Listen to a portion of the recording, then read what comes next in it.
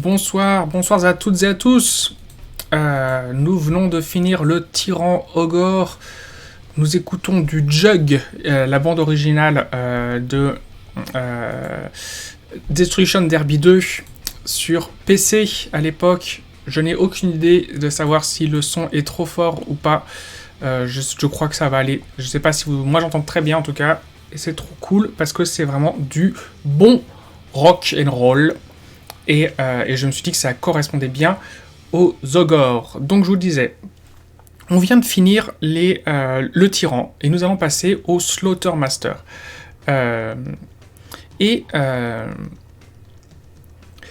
Les Slaughtermaster, au niveau du lore, ce sont un petit peu les chefs spirituels, comme je vous le disais, des ogres. Dans une horde d'ogres, le rôle du Slaughtermaster est primordial. C'est lui qui encourage la grande faim, la perpétuelle des ogres. Il est là justement pour répondre à cette grande faim, pour les aider à se nourrir. Et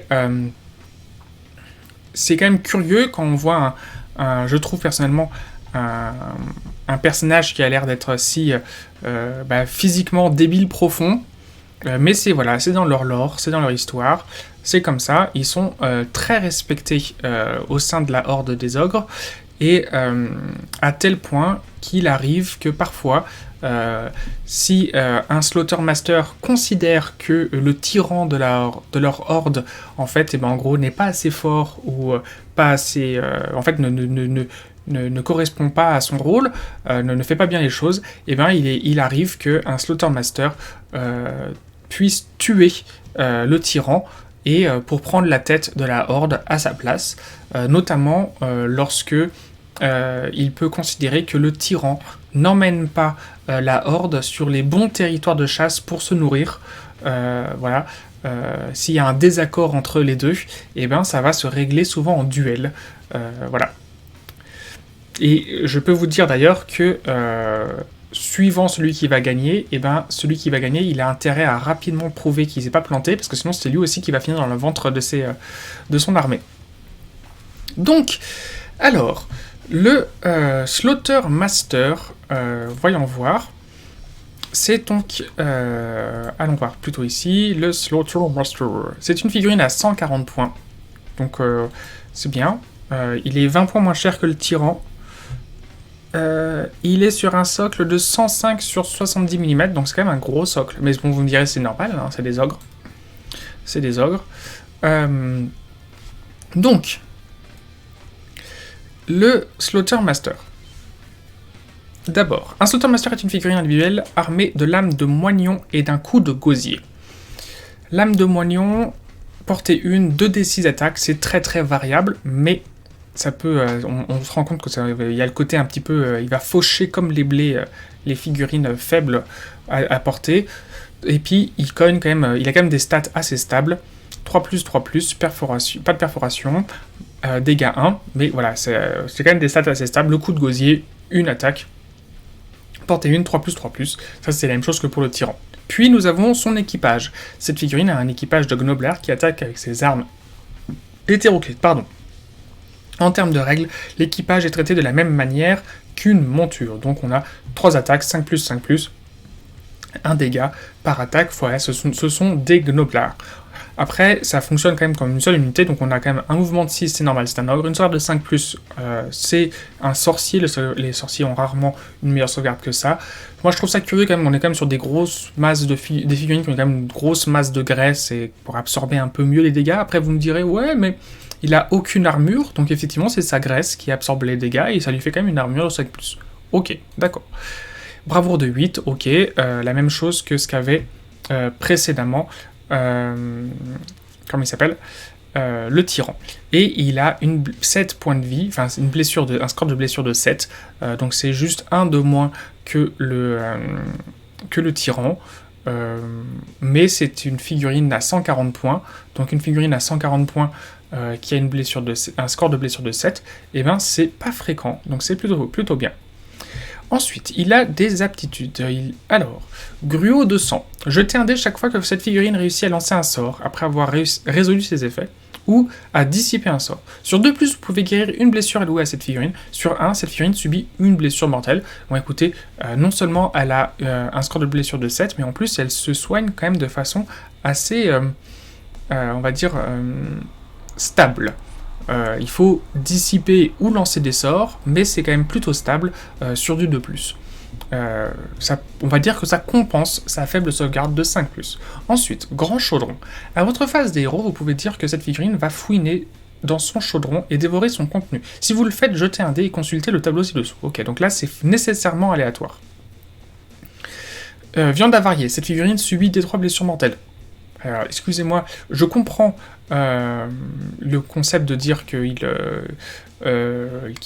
faut avoir une petite chance de se blesser, mais dans les faits, dans les lore, les ogres, c'est quand même très rare qu'ils aient une indigestion. Ils ont quand même des sucs gastriques dans leur estomac extrêmement efficaces, donc il faut vraiment qu'il ait chopé de la merde dans le fond de son sac pour choper des 3 blessures mortelles. Ensuite, deuxième effet.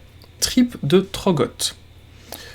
Vous pouvez guérir des 3 blessures mortelles allouées à cette figurine. En outre, vous pouvez guérir une blessure allouée à chaque unité ogre mis entièrement à 12 pouces ou moins de cette figurine. Voilà, nous avons une nouvelle possibilité de soigner, bon, déjà lui-même, mais surtout les troupes autour. Donc voilà, ça c'est cool. C'est cool. Mais bon, c'est qu'une chance sur 6. Ensuite, substantifique moelle. Choisissez une unité ogre ami entièrement à 12 pouces ou moins de cette figurine. Ajoutez un jet de touche pour les attaques d'armes de mêlée de cette unité choisie jusqu'au début de votre prochaine phase des héros. Très très très efficace. On a quand même 2 chances sur 6 de pouvoir y arriver. C'est quand même bien cool. Voilà, ça c'est quelque chose qui est vraiment utile. Qu'est-ce que ça veut dire? Ça veut dire que là, entre l'effet numéro 2 et l'effet numéro 1, vous ferez en sorte que il y ait au moins une unité ogre qui traîne autour de votre Slaughtermaster. Hein. Ce serait trop bête de se passer de ce type d'effet. Ensuite, bombance d'os. Jetez un dé pour chaque unité ennemie à 6 pouces ou moins de cette figurine. Sur 4+, l'unité subit des 3 blessures mortelles. Écoutez, c'est un petit bonus de dégâts qui est peu stable. Hein. Vous n'avez que 50% de chance d'y arriver. Mais bon, bah écoutez, si ça arrive, pourquoi pas? Pourquoi pas, mais clairement, c'est quand même nettement inférieur au score 2, enfin à l'effet numéro 2, il y a l'effet 3-4. Mais bon, au moins, vous n'allez pas vous infliger des 3 blessures mortelles comme le premier effet. Voilà. Après, je rappelle, c'est une figurine à 140 points.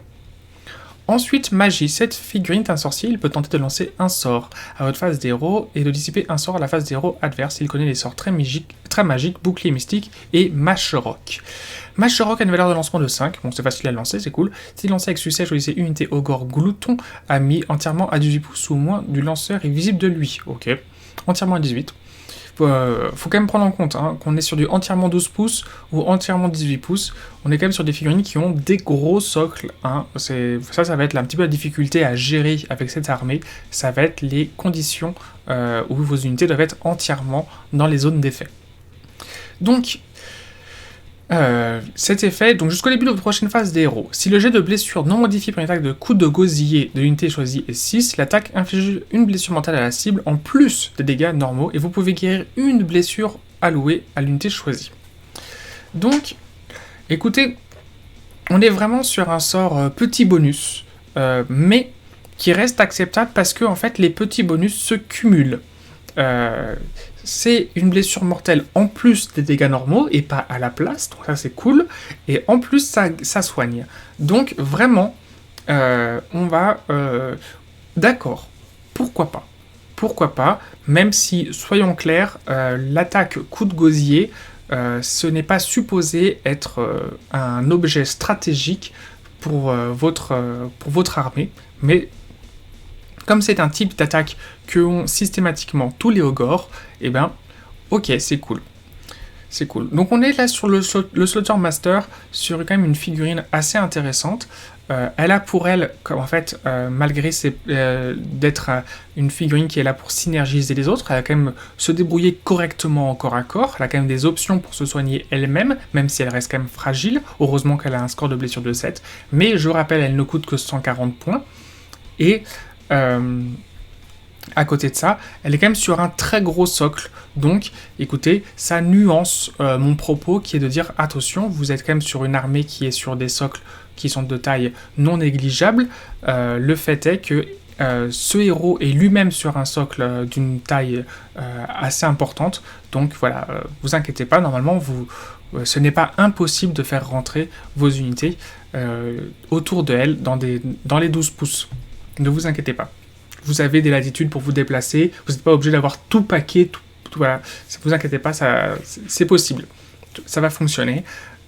On est quand même là, on voit entre le tyran juste avant à 160 points et le Slaughter Master à 140 points, et bien sur, entre guillemets, 2 héros piliers de votre armée pour 300 points.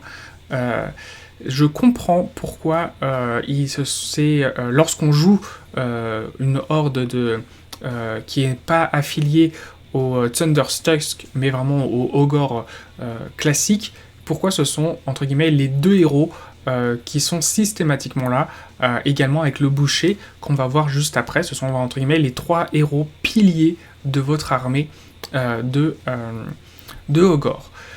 Donc, à nouveau, je suis navré quand même, je trouve personnellement que la figurine est... disons qu'elle remplit son rôle, quoi. Il fout les jetons, il est moche, il est laid. La figurine est du coup belle. Est-ce que la figurine est belle si son rôle c'est d'être repoussant et que du coup elle est repoussante?